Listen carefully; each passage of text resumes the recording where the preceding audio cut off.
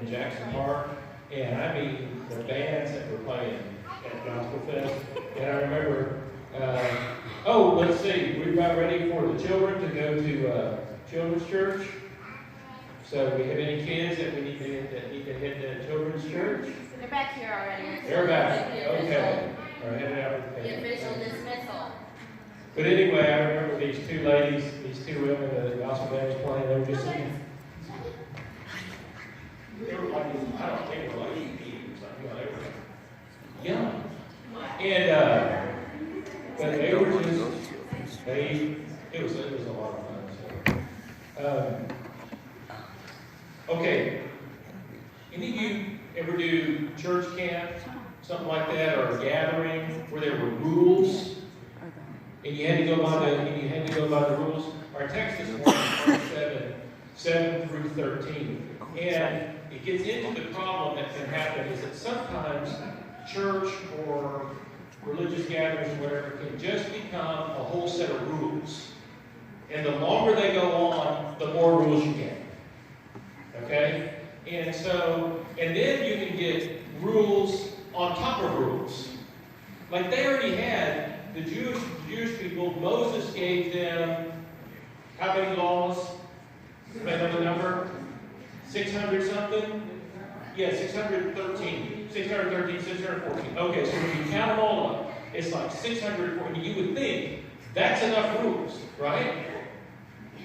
But then, as Judaism went on, and it's hard to believe, there was 2,000 years between Abraham and Jesus.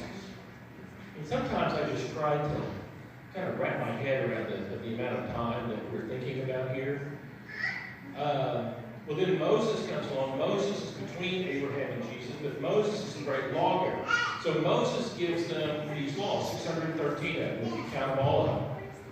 Well, over time, then there were traditions. There were other laws that developed on top of those laws. And by the time Jesus comes along, Judaism has developed into something like our tax code. It's super complicated, super hard to figure out. As a matter of fact, there were some people that had just had kind of given up because they couldn't figure out all of the rules and how all of that worked. So Don't try that now with tax.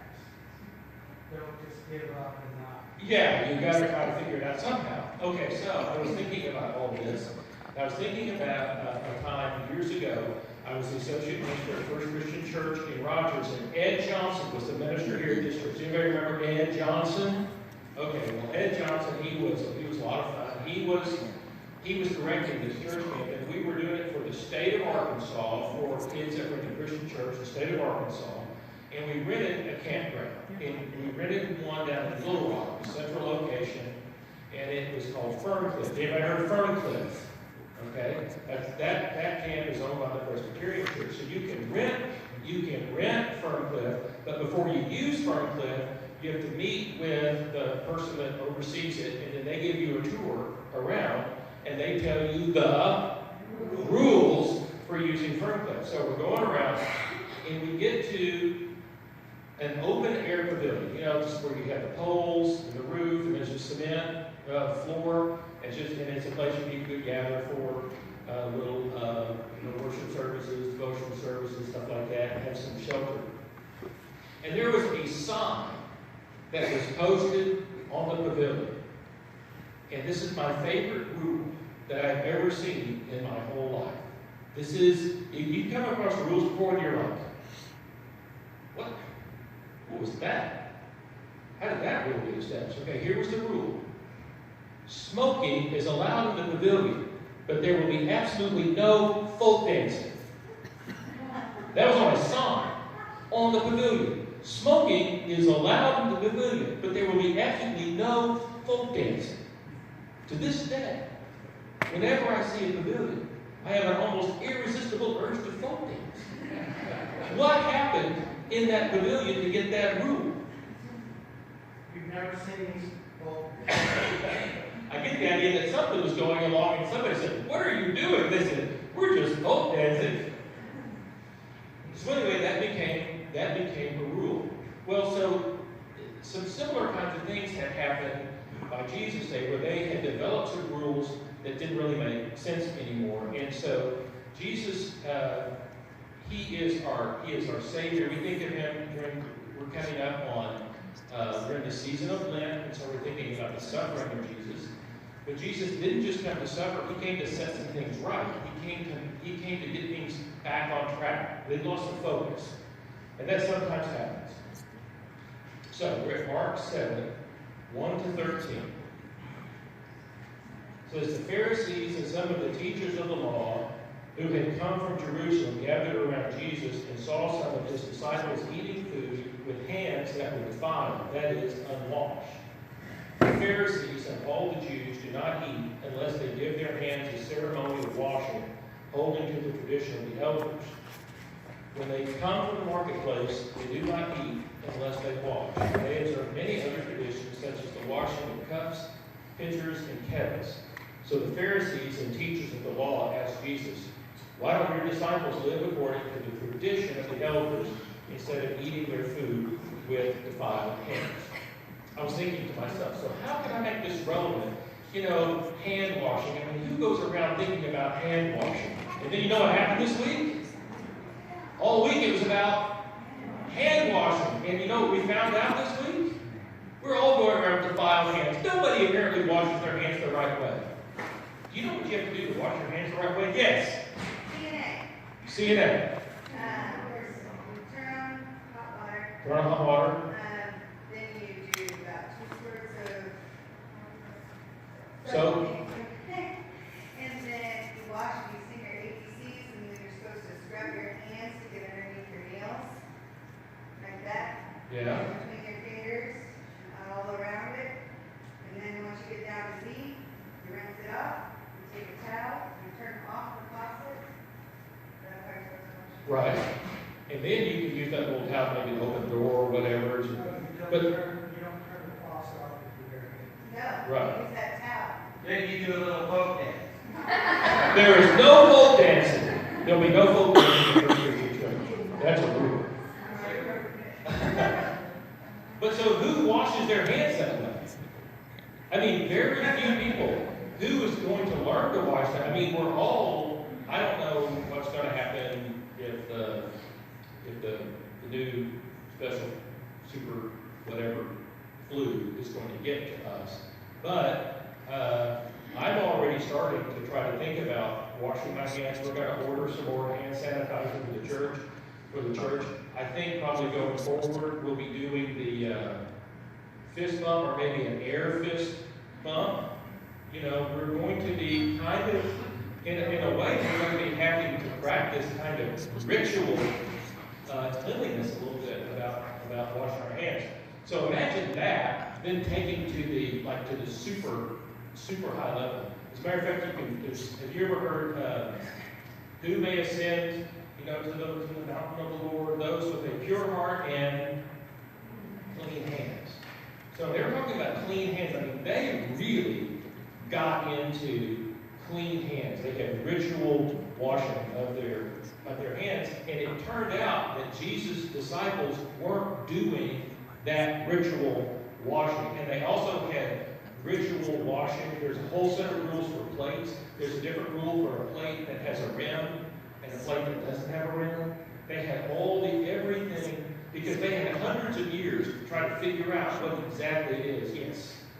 So were these man-made, or were these the 600 laws? No, Moses didn't have any laws about how you had to wash a plate. Yes. But then the question came up, how do you wash a plate? And so they made a rule. They had certain traditions. They had, their hand washing, Marissa, they had to do, you're talking about this, they had to rub their fist into their hand to clean. They had certain rules and traditions about. So there was all of these rules and traditions that were going on, and Jesus, it seemed like he was intentionally not doing some of these things. And there are examples of this. Can you think of other rules that they had that Jesus violated? There was one time when his disciples were going through the grain fields, and they rubbed the grain together. On on the Sabbath. He did healings on the Sabbath. And no work was to be done on the Sabbath. And so they thought that doctoring somebody on the Sabbath was maybe even work. And so Jesus got in there. So he's challenging all these rules and traditions that have developed. Okay, let's look at verses 6 to 8. So they're questioning Jesus about why his disciples weren't going by all these rules and traditions, and he replied, Isaiah was right when he prophesied about you hypocrites, as it is written. These people honor me with their lips, but their hearts are far from me. They worship me in vain. Their teachings are merely human rules.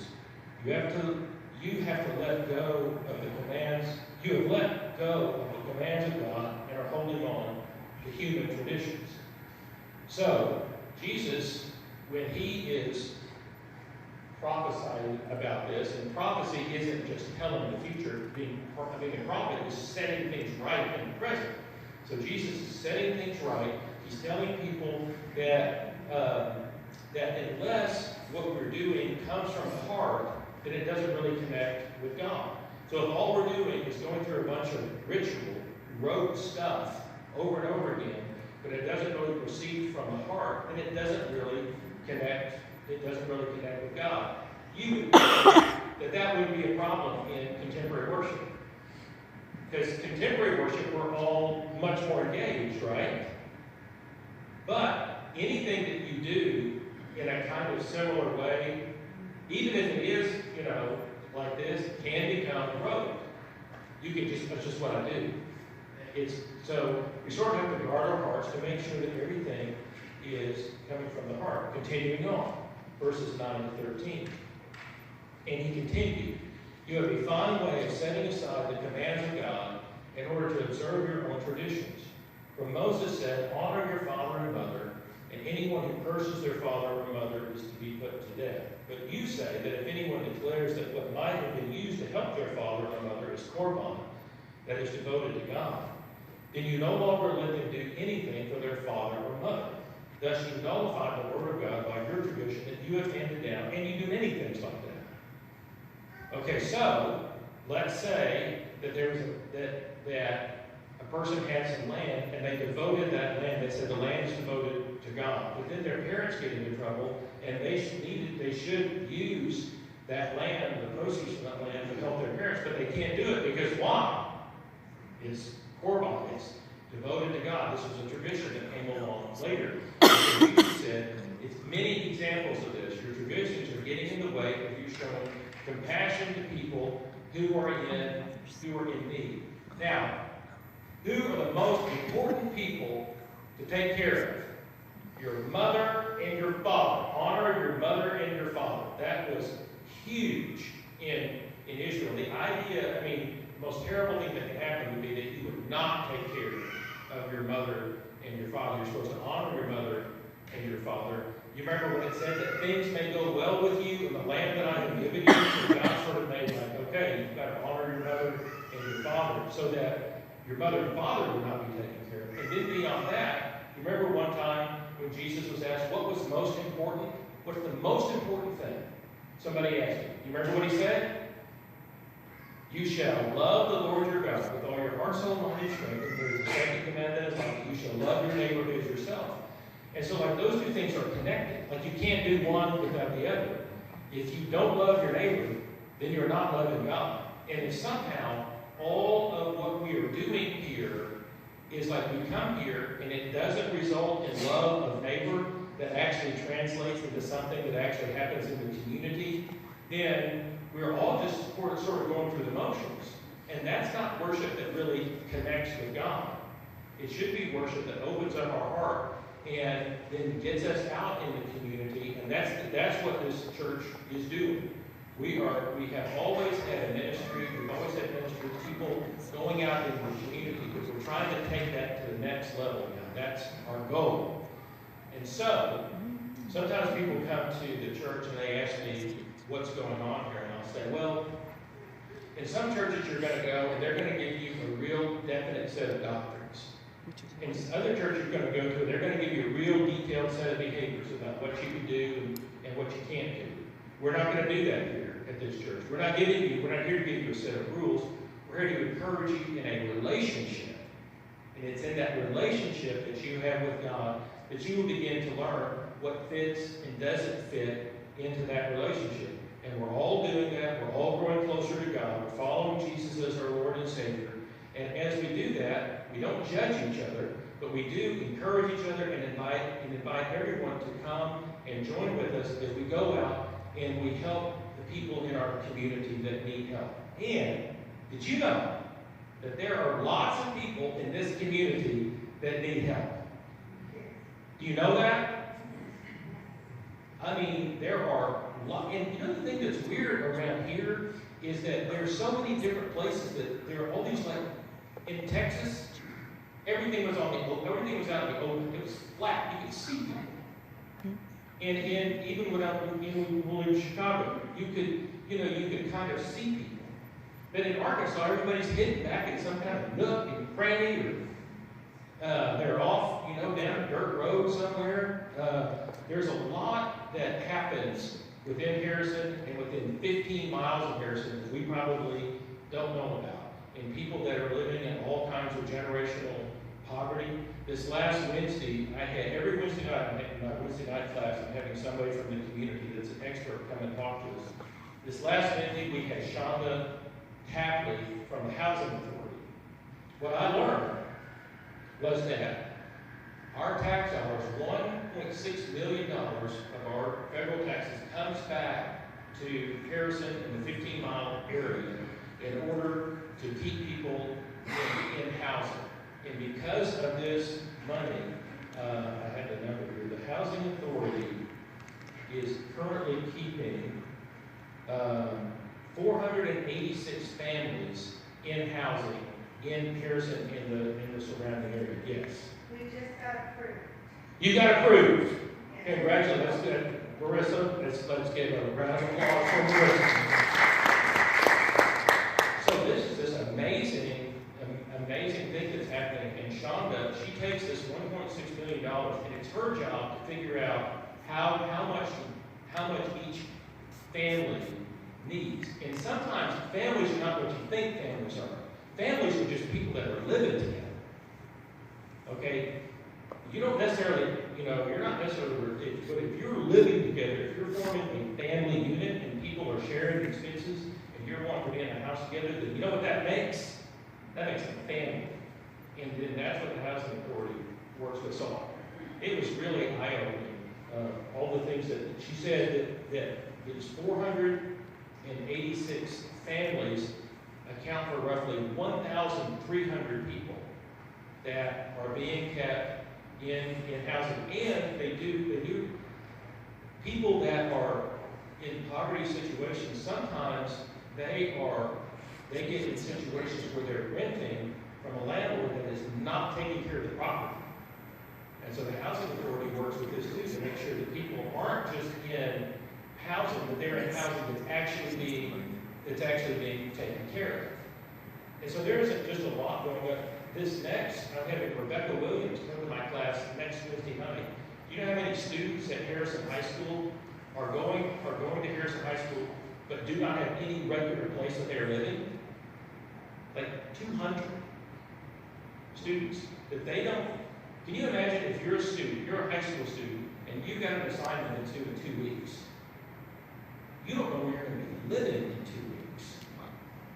How would you even? Those kids are just lucky if they get to school, and if they make it through the day and they have enough to eat. That's their only thing that they're thinking about. Am I going to make it through today? So, is that hard to think about all of this? It's really hard to think about all this because we've each got our own challenges. But some way together as a church, as a church, all that's happening is we're coming here and all we're doing is thinking about just our own stuff. And I'm going to tell you, the church has a lot of stuff to think about. I mean, there's a lot of stuff that happens in a church of people that have concerns and needs and sicknesses. And as a minister, you're thinking to yourself, man, if I could just get all the people in my church, I'm feeling like I can do pretty good. I don't have enough to engage those people out there, but if our church doesn't, then I think we're kind of becoming like those folks that got wrapped up in all their rules and traditions. And they just started thinking about themselves and their own. And Jesus came into that world. He broke that all open. And he said, you love your neighbor, love your enemies. Everybody is your neighbor. Told the parable of the Good Samaritan. We talked about that one. So somehow we've got to figure out as a church how in the future we just get better and better at this. And there's lots of things that we're working on, but I'd ask everybody to just kind of be praying about this and how we can all find a way to work together to make sure that at the end of the day, our church isn't just a place that has a sign on it that says, smoking is allowed in the building, but there we absolutely no focus. That's great. Heavenly Father, somehow we don't want to get everything that's going just to become a whole bunch of activity, and then you would come to us and you would say, what are you doing? How come you're not, where is the compassion for the poor? How are you all organizing yourselves to go out in the community and to really make a difference? So help us to remember to keep the main thing, and just be with us as we continue to grow individually and as a church. Make these prayers, Heavenly Father, in Jesus' name. Amen. So like I said, sometimes people ask me what the church is about, and to me, what First Christian is about. We're here, we believe in God, to follow Jesus as our Lord and Savior to the best of our understanding. We are not here to judge each other. We're here to inspire each other, to encourage each other, and to join together as we go out into the community and we serve the poor. This should be a safe place where everybody is made to feel welcome, but that somehow sends us out into the community. And wouldn't it be great if 5 years from now, First Christian, somebody said, oh yeah, man, now that church is really out in the community. I see them doing stuff out in the community all the time. We might look around and say, well, there's not enough of us to do this. But if you don't have vision, if you're not dreaming about some kind of future, then you'll never get there. So,